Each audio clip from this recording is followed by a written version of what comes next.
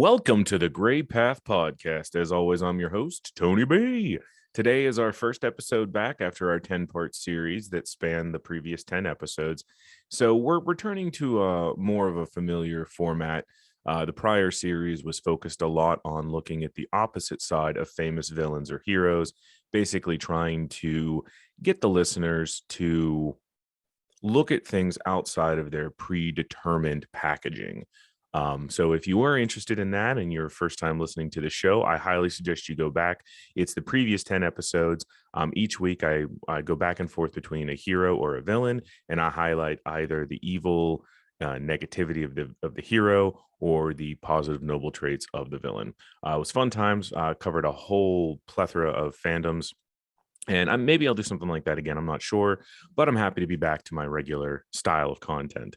So today originally was just going to be one really, really long episode focusing on the recent Disney movie Encanto. But in compiling my notes or putting together this episode, if you will, by looking at the notes I took while I was watching the movie, it quickly became apparent to me that I can't do the subject matter justice in one episode. So this episode and the following two episodes are all going to be considered a three-parter. So what I plan to do, this one will be released on Monday, our typical Monday recording. So that'll be this episode. I'll then release part 2 on Wednesday of this week and part 3 on Friday of this week. So all three parts will be released this week. And they're all focusing on the Disney movie Encanto. So what are we talking about today? Well, if you've looked at the title of the episode, today we're going to talk about Bruno. Now, that, of course, is designed to be a joke because if you've watched the movie Encanto, the most famous song in it is We Don't Talk About Bruno. And we're going to go into a little bit here. I'm going to give you just a brief overview of the storyline of the movie because I don't want to recant it, scene by scene or anything. But it'll at least set the stage for us to get into our conversations over the next 3 episodes. Today, we're going to focus specifically on Bruno. So Encanto, if you haven't watched it, it is on Disney Plus. It is an animated film, and it is set in the real life place of Valle de Cocora, which is in Colombia. This movie kind of starts off, if you will, by hinting at Colombia's violent past. They have had, as a country, they have had a lot of violence and strife in their country, whether it be related to the drug trade or just related to some of the just other socioeconomic issues that happen in that country. But the movie, while it may start on a dark note of what happens in Colombia, it does do a beautiful job of highlighting the unsurpassed beauty within that country. One of the major things or major themes in the film is this yellow butterfly. Not a lot of people may know that Colombia actually has the most species of butterflies in the world. Something like over 3,600 different species of butterfly live in Colombia. So, yes, from a visual standpoint, if you have seen the film, the yellow butterfly is a good visual cue of something, but it actually stands for a lot more. And it really does help highlight just the stunning diversity in wildlife and fauna of flora and fauna in Colombia. So the story begins with the matriarch of the Madrigal family. That's what they're called. They're called the Madrigals. And her name is Alma, and she's fleeing from pursuers with her husband, Pedro, and her 3 triplets. Well, eventually they're running on foot. Their pursuers are on horseback. So clearly, the pursuers will catch them. Well, there comes a point where Alma turns around and you can see the horse, the pursuers on horseback drawing their swords coming. And her husband, Pedro, goes in an attempt to stop them. And you don't see it on screen, but it's made very clear that he is killed by the pursuers. Now, in her moment of grief of watching her husband and love die, now it's unclear here. I believe that Alma was the source of the magic. The movie seems to say that it's a miracle, but regardless of how you want to say it comes about, in this moment of extreme grief, Alma is present for a tremendous birth of magic that basically enchants this candle that she was holding for light. And it creates this whole region. It summons mountains, rivers, a house, and it creates this safe haven for Alma and her three babies, her triplets. The house is alive, it is able to assist and help. And every generation in Alma's bloodline moving forward on their fifth birthday, each of the children and grandchildren are bestowed what they call a gift or a magical power by the candle. Now, this kind of sets the stage for the whole movie as a whole because a character we're not going to talk about today, but she's one of the grandchildren. She's not given a gift, and that's what triggers the events of the movie. Now, Alma's got three children, three triplets that she escaped with. Now, these triplets, they are Julieta, who's voiced by Angie Sapita, and she's like she's female and she's very motherly, and her magical power is the ability to heal through her food. So really, in a way, kind of ham-fisted, but just a very good representation, not only of Latin culture, but of also motherly love. You know, you think about a good motherly figure, you think about, oh, you're not feeling good, sweetie, I'm going to make you something. Well, for Julieta, her foods literally heal people. The next daughter is Peppa, who's voiced by Carolina Gaitan. I may be mispronouncing her last name there. And her ability is to control the weather, but it is dependent on her emotions. And she's very emotional. So the weather is very sporadic because of her powers. Now, of the triplets, only one was a boy, and he's the one we're going to talk about today. And his name is Bruno, and he is voiced by John Leguizamo. Now, Bruno, his power is prophecy. He is able to glimpse into the future and pull prophecies from it. Now, that's a very interesting power by any means, but this movie does a wonderful job of showing not only the dynamics of the family, but also showing how something like prophecy could almost become a curse as opposed to a gift. Now, when each child, when they hit 5 years old, they go up to a door in the house and they touch a handle, and that's where they get their magical power. Basically, the magical power is bestowed into them. The door that they touch, originally, it's just like a blank slab of wood. It then intricately becomes this carved thing. It creates a room for the child that's specific to whatever power is bestowed upon them. So Bruno, he has a tower.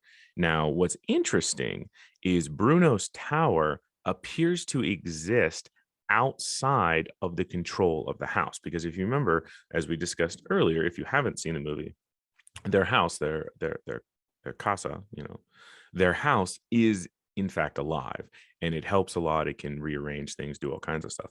But you find out by watching the movie that Bruno's tower actually exists outside of the control of the house.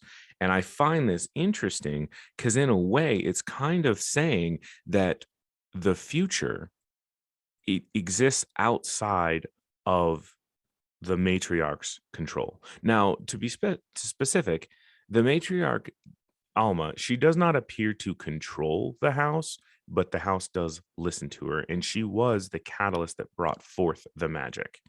But in Bruno's tower, the house has no power. There's a scene where Mirabelle, one of the other characters we'll talk about in part 3, she's inside the tower and she invites the house in to help her, and it explains by clacking some floor tiles that it cannot enter.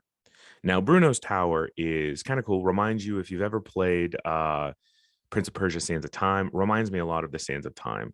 And Mirabelle has to climb it. She finds pieces of a vision, which we'll discuss in a different episode. But what we discover when she first when bad things start happening in the house is there's this big musical number, which by far is the most popular song in the movie, called We Don't Talk About Bruno. And the musical number goes on to talk about how everyone in a lot of ways is scared of Bruno because his predictions are very, I don't want to call them doomsday, but the things he glimpses in the future can be dire. Now, there's a lot of things that are important to understand here. Bruno does not control in any way. He doesn't control what he sees. It's kind of like if you look through a spyglass, you yourself have no control over what is at the other end of that spyglass. Now, that doesn't mean that you should lie about what you see. But let's imagine you're on a ship and your captain says, you're the only one who can use a spyglass. You need to look forward and tell them what you see. And you look in your spyglass and you see pirates coming at you. And you tell the captain, Captain, I see pirates. Now, you've done nothing wrong. You've told the truth. You didn't create the pirates. You didn't summon the pirates, but you see it coming. Well, what a normal response would be is to take the prediction as it is and prepare for it. But the Madrigal family doesn't do that. And that's what spurns the song We Don't Talk About Bruno. Bruno becomes a pariah. Bruno becomes, I don't want to call a punching bag, but he basically becomes the boogeyman of the family. So bad, in fact, that on the morning of Mirabelle, who again she's like the main character of the movie, but we'll talk about her in part 3. On the morning of Mirabelle's 5th birthday, when she is set to go and grab the handle, the matriarch of the family, the grandmother, Alma, asks Bruno to look into the future. And he does. And what he sees is the house cracking apart with Mirabelle standing in front. Now, there's a lot of things to understand here. Again, Bruno does not have control over what he sees. And Bruno, even at that point, because he was getting so much, he was so ostracized from everyone because of these predictions that he was already trying not to look into the future anymore. But then Alma, the matriarch, comes up and asks him to, his mother, so he does. And what he sees is dire, as most of his visions tend to be. Well, later that day, Mirabelle grabs the door, is not bestowed a gift. The door just erases and disappears. And Bruno, in a lot of ways, is blamed for this, as if he somehow caused this. So Bruno, not knowing what else to do, loving his family, wanting to be a good son, he decides to self-exile himself. He says he's never going to look in the future again. He doesn't want to do that anymore. He abandons his tower, and most people think he's just disappeared. But in reality, he retreats into the walls of the house. So he basically lives in the spaces between the walls. Now, that's incredibly sad when we find out that Bruno's living in the walls, because when Mirabelle finds him, he's a little kooky. He's friends with rats because the rats live in the walls. He's definitely got some OCD. Just watching, he's got like some visual tics and certain things he does. But what's really sad is she comes to a place where he's made his home, this little area between the walls where he's made his home. And she realizes there's a crack. So she looks through the crack and it looks right into the dining room where the big family table is set. And then she looks down, in between the walls where Bruno's room is, and she sees that he has painted a plate, a fork and knife for himself. So he can sit there and be with the family without physically being with the family. And what is so goddamn depressing about this is he wants to belong so bad. He yearns to belong. It's why he put his place at the table. In Latin culture, which I think this movie just does such a beautiful job of highlighting, family is key. Now, I'm not Latino. I am Italian. So in some ways, my Grammy and Papap remind me a lot of this. The family was always the biggest, most important thing. It was always the family. We got together every Sunday, when I was a very little kid. We used to go to my Grammy and Papap's for spaghetti on Sundays. It was like a thing. Now, I didn't, beyond like my really, really young years, my family life unfortunately went in a different direction. But uh, Latin culture in general still places a tremendous emphasis on family and a tremendous emphasis on a matriarch and patriarch. Respecting your elders, looking at that, grandmothers and grandfathers really do have a lot of say. So this movie does a beautiful job of highlighting that culture and bringing it to people who maybe necessarily weren't aware of it. But because of that emphasis on family and the importance of it, it makes the sadness of Bruno's reality more profound. When Mirabelle finds him, she tells him, look, you need to come back. You don't need to live in these walls. You're better than this, and she pleads with him, I need to see what's happening with the house. I'm seeing these cracks forming. I feel the magic is leaving. You need to look in the future, because what if I'm to blame? And this is Mirabelle, which again, we're going to discuss her in part 3. So against his better judgment, Bruno had already said he did not want to look into the future anymore, because every time he did, it brought him pain, or pain to those he loved. But he also understands the magic is fading. He understands there's things happening, and he's the only one who might be able to figure out what's happening. So he agrees with Mirabelle to look into the future, and he does. And it brings forth what is basically the same exact vision, the same. So in this world, when Bruno looks into the future and has a vision, it kind of looks like it might be jade or some sort of green glass. This physical manifestation of the vision is formed, and it's like a plate, and it looks to be some sort of like glowing green glass. Maybe it's jade or emerald. I'm not really sure what it is, but it's etched in these plates. Well, he goes and he does this new, he glimpses into the future, and the plate that he creates is exactly, or what appears to be exactly, the same plate as what he glimpsed the morning of Mirabelle's 5th birthday.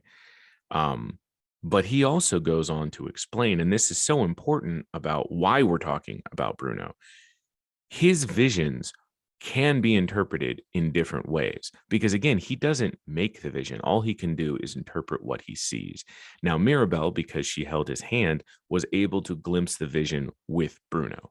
Plus, she has this plate, which even the plate itself almost appears holographic. Depending upon how you turn it, the image within the plate changes. So it, in a way, shows the fluidity of the future. It's not always set in stone. So anyway, so I don't want to go through what happens in the movie, but things happen in the movie, and eventually Bruno is able to come out of hiding and reconnect with his mother, Alma, who is the matriarch of the family. But there's some things that need to be talked about here, because there are some lessons in Bruno that, while I do believe I believe most of these lessons are inspirational, some of them just may be difficult to acknowledge. So I myself, I live my life with what I call my spider sense or force sensitivity or whatever you want to do. I have some sort of weird connection to the emotions of other people. I can sense them even if I'm not in the room with them. And it's not exact or even a science in any way. And likely it's probably just my subconscious picking up on, things that I'm noticing. But it is something I've lived with my whole life. It has been problematic at times, because the closer I get to people, the more in tuned I am with their emotions. And well, not everybody communicates well. So sometimes, or a lot of times, I may feel myself in a situation where I can feel that there's something amiss, and I can ask about it, but most people are not inclined to share. So sometimes it takes a long time for people to talk about it. Sometimes they never talk about it. And in a way, at times it has driven me into little bats of, I don't want to call it crazy, but it has definitely created anxiety for me, because in much like Bruno, he glimpses these things. He doesn't have control of what he sees. He just can interpret what he sees. Just the same as that happens with Bruno, that's a facet of my existence. And I know there's a lot of people that are like that. They're called empaths. We're called empaths. It's difficult to walk through life when you see things or sense things that the vast majority of people don't. And it's difficult because it provides you with insights that maybe you shouldn't have, or insights that other people they don't have access to. So it leads to lots of situations of uncomfortableness. It leads to anticipate, like, so not the ability to see the future by any means. That's, as far as I can tell, it's impossible, but it does provide with situations where you can almost tell when something's going to happen. And it leaves you feeling powerless at times, because sometimes things happen and you have no control over it, but you knew it was going to happen. So you feel a certain amount of responsibility for it. And that's what happens with Bruno.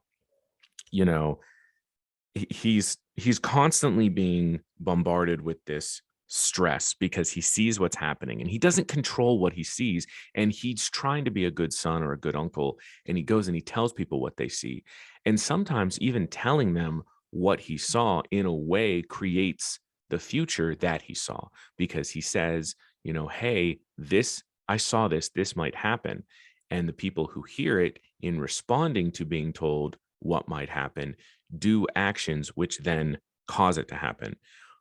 But here's the crux of why I wanted to talk about Bruno.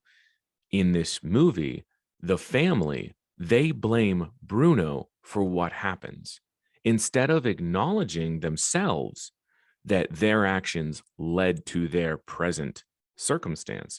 They find it easier to blame Bruno, as if somehow his ability to glimpse what is to come means he is the harbinger of it or the creator of it. And that's just simply not the case. But Bruno, because he lives in this Latino family, because family is so important, he exiles himself from what matters most to him simply so that other people could feel better. Now, if that's not indicative of the society we live in, I don't know what is.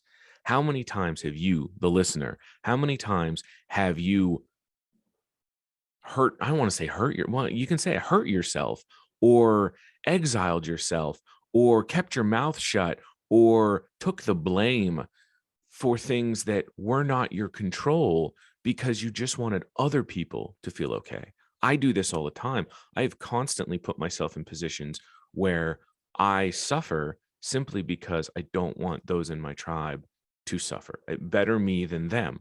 It's almost that self beating up mindset. And that's kind of what happens to Bruno. I mean, the painted plate and silverware clearly show he wants to belong. He yearns to be part of his family, but he feels like he only brings them negativity. Like he's listened to all these things they've said to him, and it's like he believes it, like he's responsible for bringing about these futures, when he's not. All he is the weatherman. He just forecasts the future. He's not the one making the weather. He's not the one who brings the thunderstorms. He just sees they're coming. But people don't want to listen to that. It's easier, and this is one of these lessons that you as a listener should pull from this. It's easier to blame people than to look at your own actions and see how your own actions created the world you live in. And poor Bruno, they don't talk about him because it's an out of sight, out of mind thing. They basically pretend like he doesn't exist just because he's able to see what is to come, and they don't like that. They don't want to see these bad things. So it's easier to just say, well, Bruno, you're an outcast, get away from us, the whole out of sight, out of mind. But in doing this to Bruno, it's like they've completely robbed him of his humanity. It's like they forgot that he himself is a fucking person who has feelings, who has, can feel and experience depression and loneliness, and but they don't care. And one of the things that's really a little fucked up, if you will, is one of the granddaughters of the family. uh, Her name is Dolores. She's voiced by Adasa. She is Maribel's cousin, and her power is super hearing. She hears everything. Well, she's completely aware that Bruno's in the walls, but she never does anything to tell anyone. She never tells anybody, and she never does anything to coax him out. But she's completely aware he's there and just seems to be okay with it. That's a little fucked up. That's a toxic trait of a family. You know, I have always been the pariah, the outcast of my family. I always have been. I've been the outcast of most familial organizations of which I've been a part of. That's just who I am. I don't think like most people. I tend to act in my own way. So I've accepted that. I tend to be the black sheep. My dad was the black sheep of his family. Everyone in his family disliked him. He was the outcast. So I get it. I understand what it's like for Bruno to love something so much that you don't want it to hurt, and the only way to do so is to simply walk away from it. And that's what he does. But because he feels that draw and he loves his family so much, it's not as if he goes off and has a life elsewhere. He remains close but doesn't let anybody know he's there so that they can live peacefully without him. And it's fucking sad. Like it's I don't know the word. It's sad, what he has to endure. One of the other things that was brought to my attention, which I thought was really important, is once everything once the movie passes its climax and, the house is healed and the magic is restored, Bruno has this big musical number where he's reunited with his family. And if you look up the lyrics to the song, what's really kind of sad is Bruno apologizes in his song as if, again, he is somehow responsible for seeing the things that he saw. And he truly believes that his apology is heartfelt because he feels that he's wronged his family. And some of the family apologized to him, but it's like he never really gets his due day. They welcome him back and they're happy to see him, but nobody seems to stop and say, "Oh my God, Bruno, we treated you terribly and we're so sorry. It wasn't your fault." And I can only imagine that Bruno needs to hear that. How many times have you yourself in your life, done those things? You walked away, you've hurt yourself in order to spare hurt to another person. And just think of how great it would be to at least have that acknowledged. But they don't acknowledge it. And that's brutal. Like for Bruno to apologize, that's backwards. He has nothing to apologize for. He didn't make the visions that he saw, and he was just trying to be a good son by telling them what he saw to try to help. But he becomes the punching bag. He becomes the pariah. He becomes the person you blame when things go wrong. And he can't take it anymore. He can't take the hurt that his family is feeling because of him. So he throws himself into exile. So that's Bruno's story. But I want to talk a little bit about just some of the things I pulled from his story so that maybe we can use it in our own lives to maybe move past some of our own traumas or just grow as individuals. I mean, right now, we're just about ready to wrap up February. So spring is coming. It's about a month away. The sun's coming out more up here. The snows are starting to melt. The temperatures are starting to get a little bit warmer. Spring tends to be the time for personal growth for a lot of people. So let's take a look at Bruno and let's see if there aren't some ways in which we can learn from him to come into this year, to come into summer of 2022 with maybe a little less trauma, maybe a little more healing. So, one of the things that I think is important, and it sounds cheesy, but it's true, is one of the lessons we can draw from the Bruno experience is the importance of maintaining a positive outlook, even in the face of dire predictions. And what I mean by this is just because Bruno's vision seemed to be dire. So when Bruno comes, let's just say when Bruno comes to Alma and shows her this vision of the house cracking and the magic failing, it's a dire prediction. It really is. And Alma, the matriarch, she just immediately jumps to the worst case scenario. She immediately jumps to the most negative thing. And she gets mad at Bruno and she says, "How dare you find this?" Well, she doesn't say that, but it's basically what's implied. Like, how dare he bring this upon the family?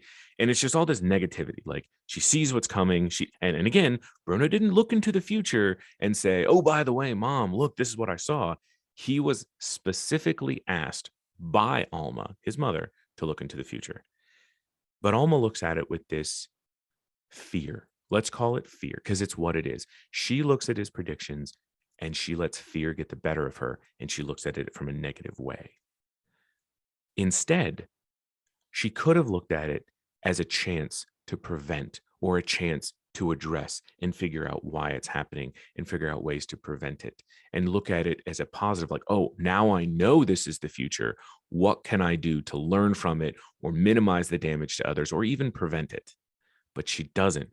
And right in there is one of the most important lessons to take into this upcoming spring, everyone. Try to have a positive outlook. When bad shit happens, and bad shit will happen, it's 100% guaranteed. Bad shit's going to happen to you. But when bad shit happens to you, try to keep a positive outlook. Try to look at what's happening, not as a negative, world crushing experience, but look at it as an opportunity for growth, as an opportunity for success. Look at things with an open positive outlook. I'm not saying you have to be fucking happy about it, but look at it with a positive outlook. We got enough fucking negativity in the world. You don't need to be carrying that negativity into your mindset. Learn to not fault people for things that are beyond their control. Now, that obviously we could paint with a very broad brush there and say that can apply to racism, sexism, all of that stuff. But let's not necessarily dive into that. But yes, that's clearly those are the easiest examples. Don't fault people for things that are beyond their control. Bruno has no control over what he glimpses when he looks into the future, yet he is consistently blamed for what he honestly reports that he sees. Not only does he report it, there's a goddamn plate showing what he looked at. So again, people blame him as if he's somehow the one bringing forth the visions. He didn't ask for prophecy as a power. He didn't ask to see the visions, but he sees them and he's a dutiful son and he presents what he sees in an honest fashion. Learn not to fault people for things beyond their control. This is something that really hits home for me. And if we have any parents out there, which I'm sure we do, I constantly find myself blaming my son for things that are just beyond his control. And a lot of it is my own misunderstandings of what's going on inside of his own mind. He'll be 10 very soon. He's just about 10 years old. His brain's not even close to being fully formed. And I lose sight of that all the time. It's important not to blame people for things beyond their control. Learn to have compassion. Learn to have perspective. Try to see things from the viewpoint of the other people. If Alma or some of the other family members would have taken the time to try to see things the way Bruno does, meaning to understand that he is burdened by this prophecy power and to understand that he is just reporting on what he sees. He didn't create it. He's not the cause of it. He's just the binoculars. He's the spyglass necessary to see the future. So as we move into spring, as we move into a brighter future, don't take time and really try to understand that you shouldn't fault people for things beyond their control. Take time to try to see things from someone else's perspective so you can understand a little bit more about where they're coming from. I think this world could use as much compassion, or at least as much more compassion as we could possibly muster. Have some compassion, have some empathy, try to see things from someone else's point of view, and don't hold them accountable for things that are beyond their control. And finally, and this will be kind of like my last little piece here about Bruno, I think as we go into spring here, I think it's going to be really important to have an open mind, to focus on finding solutions and not become paralyzed by the problem. So my mentor, Jeremy Todd, the gentleman I mentored under, which kind of helped me solidify and create this podcast. He has his own podcast, the Positive Side, which, again, if you're looking for something uplifting, it's a great podcast to listen to. But one of his things, and he quotes, I think it's John Maxwell who said this. I may be wrong. But one of the things that he quotes all the time, it might have been Zig Ziglar. I think this might be Zig Ziglar that he's quoting. But one of his things he says all the time is paralysis by analysis. And he gets it from another very, very famous public speaker. But it's such an important concept. It's very easy to get paralyzed by focusing on a problem, by analyzing what needs to be done. It's very easy to get paralyzed because you start to look at the whole picture and it becomes overwhelming. It becomes too much. How can you do it all? What I'm saying is, why don't we all move into spring with a promise to ourselves that we will focus on finding solutions, not obsessing over problems. So let's learn. So to recap here, let's learn from the poor experience about what happened with Bruno. And first of all, let's fucking talk about Bruno. All right. You don't push things like that under the rug. You don't deny things. You bring things to the light and you communicate about it. So let's all make a promise to ourselves that we're going to move into this spring with a more positive outlook. We're going to look at these things, even when bad shit comes at us, we're going to look for the positive angle in it, for how it's an opportunity for growth as opposed to a negative situation being placed upon us. Let's learn to not fault people for things that are beyond their control. Let's learn to have compassion and empathy and start to see things from the way other people maybe experience them. And finally, let's promise ourselves that when the inevitable problems come, and they always will, that we're going to try to focus more on solutions and less on agonizing over the scope of the problem. So that's part one of our episodes here. So we're going to go. The next episode will be part two. Now, the plan here, as I stated at the beginning of the episode, the plan here, this is going to be released here today on Monday. This next episode, which will be focusing on three other characters from the movie, Isabella, Luisa, and Alma, who is the matriarch. That's going to be released this Wednesday. And then the third piece will be released on Friday. I hope you're all enjoying this. I'm so happy to be back to my regular format. Just lots of exciting things in store. I'm going to go ahead and just dive right into recording this next piece. And again, it will be released on Wednesday. Part two will, and then part three will be released on Friday. If you haven't had a chance, please make sure to go to the Facebook. That is The Great Path. Please give it a like and a follow. Same with Instagram and YouTube. I have been talking with people. I'm a bit of a grandpa in the sense that I don't really understand TikTok or these reels that are on Instagram. However, that being said, I do plan on starting to learn how to do that so that I might be able to do maybe some inspirational messages throughout the week through reels or TikTok. I don't have a definitive date on that because this is all still new to me. Again, I'm a bit of a grandpa. I honestly, and I'm not afraid to admit this, I don't know what Snapchat is. I don't use it. So there's lots of things outside of the main social medias that I just don't involve myself with. I'll probably take a better look at Twitter, just because I know a lot of people like to follow that stuff. So just keep an eye out. Once everything is set up, I will certainly be plastering it all over my social media. Looking forward for some engagement. If you guys enjoy this episode or if you enjoyed the movie Encanto, please leave some comments. If you haven't, I would greatly appreciate if you guys could leave me a 5-star review if you're enjoying the show on iTunes or Pandora or Spotify or even on the Facebook page itself. It does allow other people to find the show. So it's greatly appreciated. So as always, I'm your host, Tony B, and you all be safe out there.